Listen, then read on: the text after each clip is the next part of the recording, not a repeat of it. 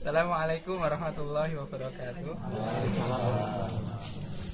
Alhamdulillahirabbil alamin alladzi arsala rasulahu bil huda wa dinil haq liyudhhirahu 'alad dini kullih wa kafa billahi syahida. Asyhadu alla ilaha illallah wahdahu la syarikalah wa asyhadu anna Muhammadan abduhu wa rasuluh. Allahumma shalli wa sallim ala Muhammad wa ala alihi wa ashabihi ajmain. Amma ba'd.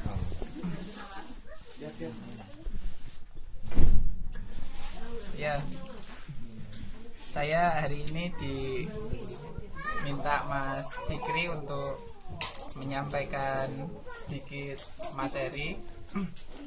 Kalau yang silaturahim lalu tentang bahtera rumah tangga itu Pak Asmoro, karena beliau sudah berpengalaman. Mungkin katanya saya ditunjuk hari ini karena saya paling tampak bahagia. Walaupun nggak bahagia. Tapi sebelumnya saya ingin mengucapkan selamat kepada Mbak Alia atas kelulusannya. Semoga ilmunya bermanfaat. Dan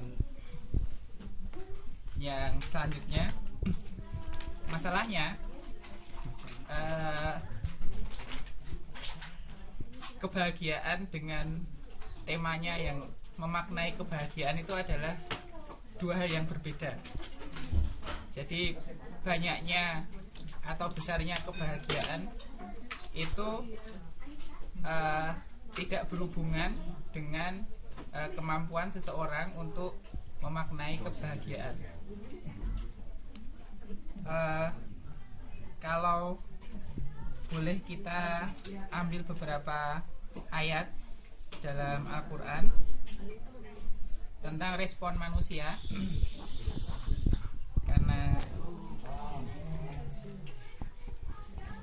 karena manusia ini adalah kita ini diciptakan oleh Allah, dan tentu Allah yang paling mengerti kita.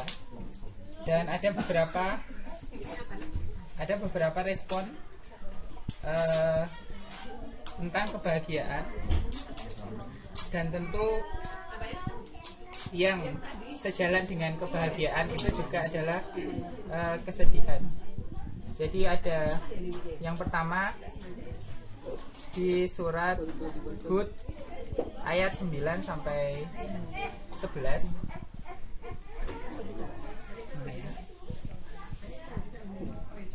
Oke. Saya bacakan artinya saja. A'udzubillahi minasyaitonirrajim. Dan jika kami berikan rahmat kami kepada manusia, kemudian rahmat itu kami cabut kembali, pastilah dia menjadi putus asa dan tidak berterima kasih. Yang ayat selanjutnya, dan jika kami berikan kebahagiaan kepadanya setelah ditimpa bencana yang menimpanya, niscaya dia akan berkata, telah hilang bencana itu dariku. Sesungguhnya dia merasa sangat gembira dan bangga. Ayat 11, kecuali orang-orang yang sabar dan mengerjakan kebajikan, mereka memperoleh ampunan dan pahala yang besar.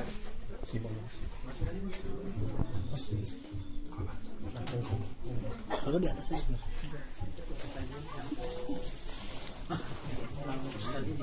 di atasnya Jadi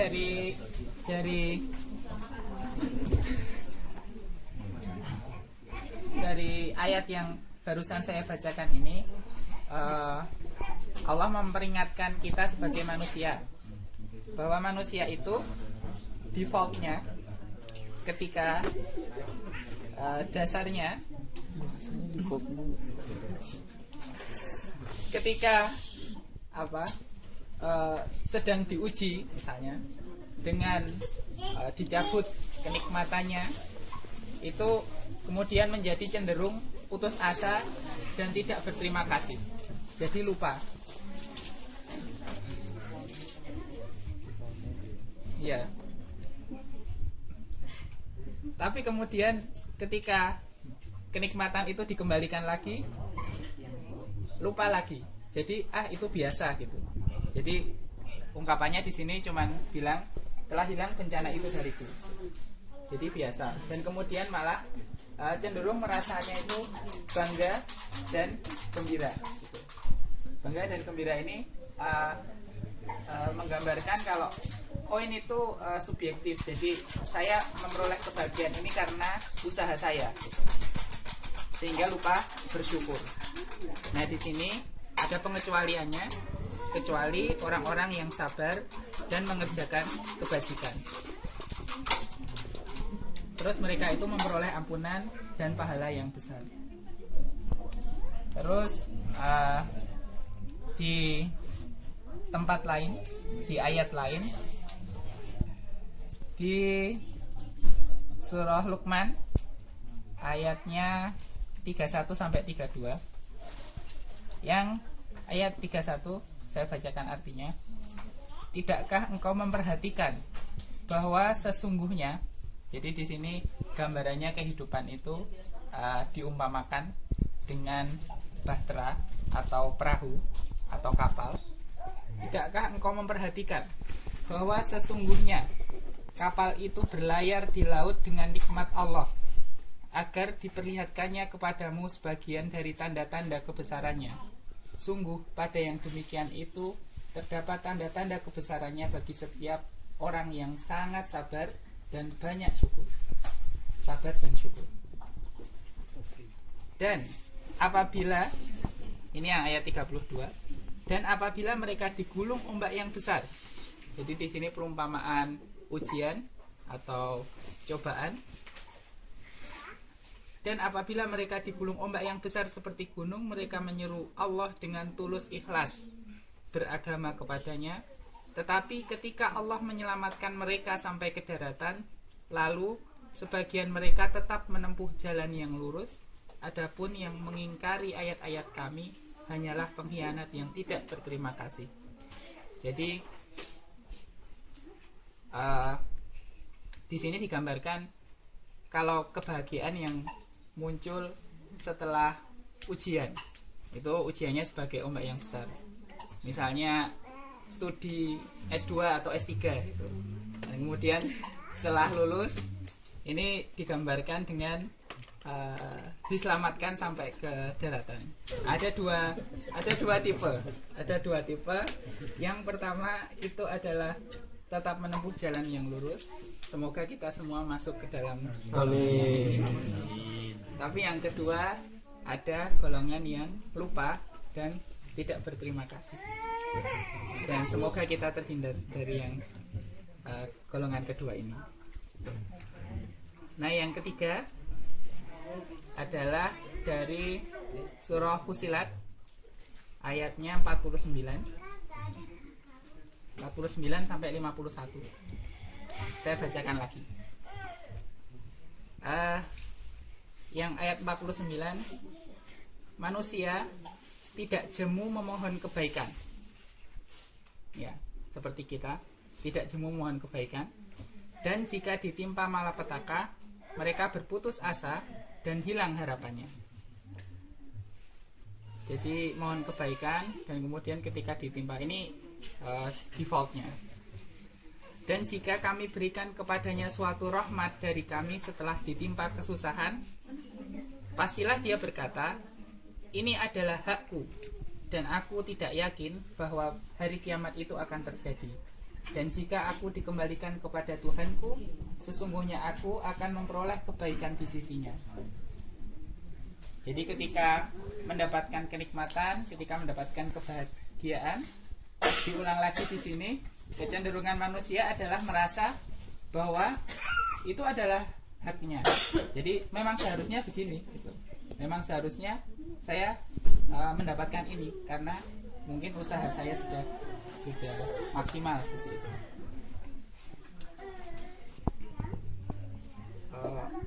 Maka sungguh akan kami beritahukan kepada orang-orang kafir tentang apa yang telah mereka kerjakan, dan sungguh akan kami timpakan kepada mereka azab yang berat. Jadi yang seperti ini karena meniadakan peran Allah di situ, maka akan diberikan hukuman yang berat. Dan di ayat yang 51. Dan apabila kami berikan nikmat kepada manusia, dia berpaling dan menjauhkan diri dengan sombong. Tapi apabila ditimpa malapetaka, maka dia banyak berdoa. Jadi sebenarnya kalau ditanya jujur, mungkin kecenderungannya memang seperti ini ya, yang kita rasakan selama ini. Jadi ketika kita berada dalam fase yang menyenangkan, kita lupa. Tapi ketika dikasih cobaan, dikasih ujian, baru kita ingat dan banyak berdoa. Nah, di sini sudah diingatkan oleh Allah Subhanahu wa taala.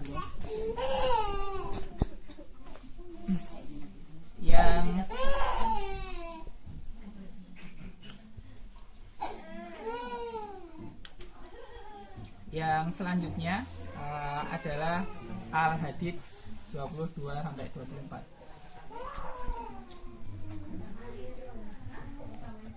Gimana?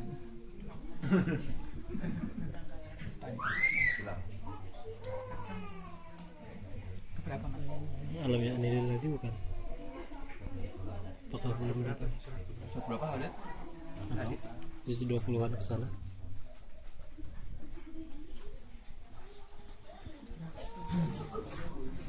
Oh iya, ini belakang. Ya, jadi yang Al-Hadid ayat 22. Setiap bencana yang menimpa di bumi dan yang menimpa dirimu sendiri, semuanya telah tertulis di dalam kitab Lauhul Mahfuz sebelum kami mewujudkannya. Sungguh yang demikian itu mudah bagi Allah, agar kamu tidak bersedih hati terhadap apa yang luput dari kamu, dan tidak pula terlalu gembira terhadap apa yang diberikannya kepadamu. Dan Allah tidak menyukai setiap orang yang sombong dan membanggakan diri, yaitu orang-orang yang kikir dan menyuruh orang lain berbuat kikir. Jadi kalau sebagai pengingat tentang kondisi bahagia dan kondisi sedih kita, maka kita harus ingat bahwa segala sesuatu, kebaikan dan cobaan itu adalah dari Allah Subhanahu wa taala. Sehingga di sini diungkapkan kalau kita sedang menerima kebahagiaan, maka ya kita tidak perlu sampai berlebihan dalam menanggapinya. Dan ketika kita ditimpa kesedihan juga tidak perlu berlebihan dalam berputus asa, karena semua itu sudah ditakdirkan oleh Allah Subhanahu wa taala.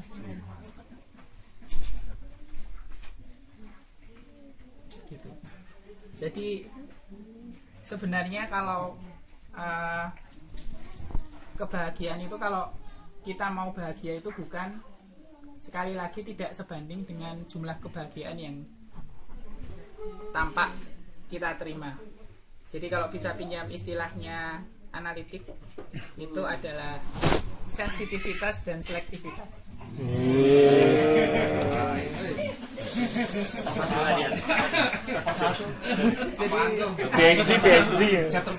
Jadi kalau mau bahagia, sering bahagia gitu, sebenarnya kita tinggal meningkatkan sensitivitas, terus menurunkan selektivitas.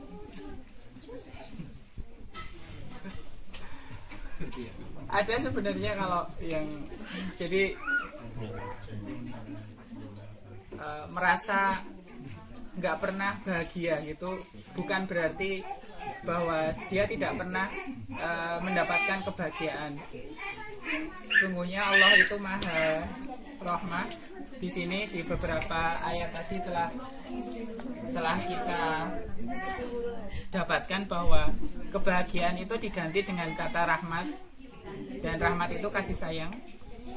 Karenanya sesungguhnya kasih sayang Allah itu ada di mana-mana, dan kita tinggal meningkatkan sensitivitas kita. Selektivitasnya jangan pilih-pilih.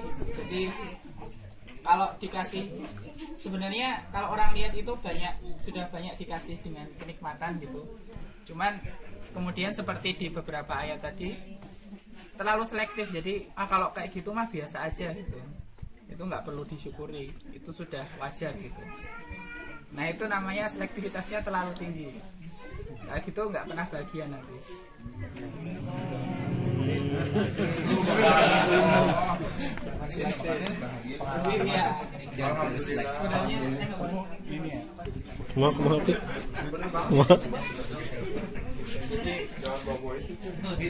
Alasan bahagia itu ada di pengamanan, sedangkan memaknai kebahagiaan itu adalah pilihan.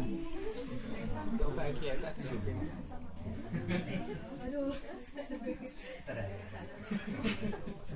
Untuk menutup ada apa ya, cerita yang ini sangat populer gitu ya, pasti semua sudah tahu, tapi yang ingin saya tekankan di sini adalah untuk mengingatkan kembali bahwa jadi cerita ini saya sebut di sini, saya nanti semua pasti tahu, tapi saya sebut sebagai ceritanya seorang manusia. Seorang manusia itu maksudnya saya ingin menekankan bahwa sejauh apapun kita merasa perbedaan kita dengan beliau, tapi beliau ini adalah manusia.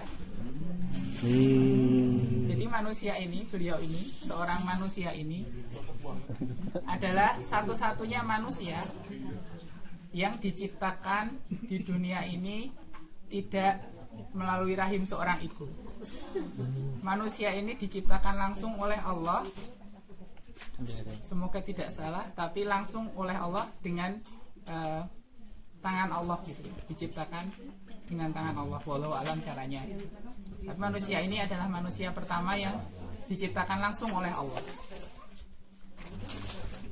Dan manusia ini adalah manusia yang sejak dia diciptakan, dia langsung mendapatkan kesempatan untuk berkomunikasi dengan Allah. Jadi secara logika itu nggak ada alasan bahwa manusia ini meragukan keberadaan Allah. Jadi manusia ini diciptakan oleh Allah langsung, dan sejak diciptakan langsung mendapatkan kesempatan untuk berkomunikasi dengan Allah.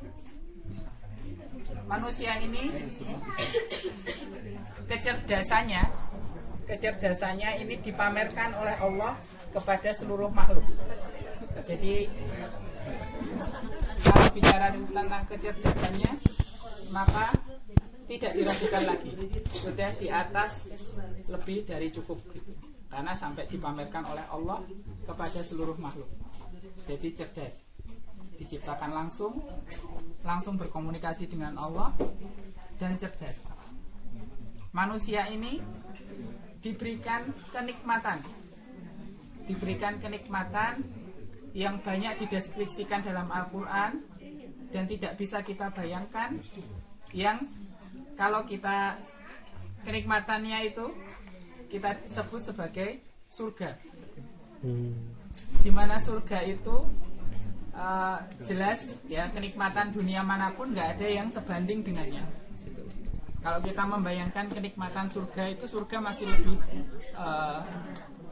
baik lagi. Jadi ini udah faktornya udah 4 ya. Jadi langsung diciptakan oleh Allah, langsung mendapat kesempatan untuk berkomunikasi dengan Allah, terus kemudian kecerdasannya luar biasa, dan kenikmatan yang diberikan itu sudah nggak ada bandingannya. Tapi subhanallah, ada pelajaran yang sangat terkenal ya. Kalau kita bayangkan, tentu buah yang dilarang dimakan itu adalah dilarang oleh Allah Subhanahu wa taala bukan karena itu akan merugikan Allah. Bukan karena kalau buah itu dicuri misalnya, kemudian Allah itu kecurian dan jadi miskin. Kemudian Allah itu kebesarannya jadi berkurang. Tapi Allah ingin memberikan pelajaran itu dan konsekuensinya itu diberikan karena Allah ingin menyampaikan sesuatu kepada kita manusia, bahwa inilah manusia. Sebesar apapun kebahagiaan yang diberikan, pelajaran pertama kepada orang pertama yang diciptakan adalah kegagalan dalam memaknai kebahagiaan. Jadi kalau kita nunggu saya akan bersyukur sampai saya mendapatkan nikmat yang lebih dari ini. Mau sampai kapan? Karena ya Alhamdulillah ya udah ya. Udah nikmat kan?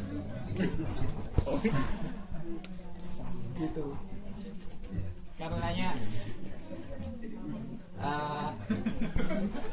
akhirnya kalau kita semua pernah merasa kehilangan sesuatu, misalnya apa ya, yang paling mahal gitu ya, Uang. Sepeda. itu rasanya udah aduh gitu, Kehilangan. kayak nyesel banget. Maka bisa kita bayangkan penyesalan beliau manusia ini saat itu, saat beliau kehilangan kenikmatan surga. Dan nggak cuman itu, konon sampai akhir itu beliau masih merasa bersalah karena beliau menjadi penyebab kita semua harus memulai kehidupan dari dunia. Gitu. Karena kita kan asalnya manusia itu kan dari surga. Sehingga jadi alasan beliau tidak bisa memberikan syafaat kepada kita. Maka saya yakin tidak ada satu orang pun manusia yang ingin merasakan rasa penyesalan yang sama. Jadi rasanya pasti saat itu campur aduk dan nggak bisa dibayangkan nyeselnya. Kehilangan surga gitu. Kalau kita kehilangan sepeda aja, ini kehilangan surga gitu. Kehilangan surga. Sabar. Sabar ya Mas. Sabar syukur. Sabar Nah, syukur. karena kita nggak ingin merasakan rasa penyesalan itu, maka ya sudah, kita dengarkan saja kesimpulan dari seorang manusia ini pada saat setelah beliau merasakan penyesalan yang besar itu. Kesimpulannya apa? Di dalam Al-Quran diabadikan, qala Rabbana dzalamna anfusana wa illam taghfir lana wa tarhamna lanakunanna minal khasirin. Jadi Rabbana dzalamna anfusana, ya Rabb, ya Tuhan kami, karena saat itu berdua, sesungguhnya kami telah berbuat zalim terhadap diri kami, dan jika engkau tidak mengampuni kami dan memberikan rahmat kepada kami, maka sungguh kami adalah orang-orang yang rugi. Jadi sebenarnya kalau kita gagal memaknai kebahagiaan, maka menurut beliau yang sudah merasakan penyesalan terbesar manusia mungkin ya, itu adalah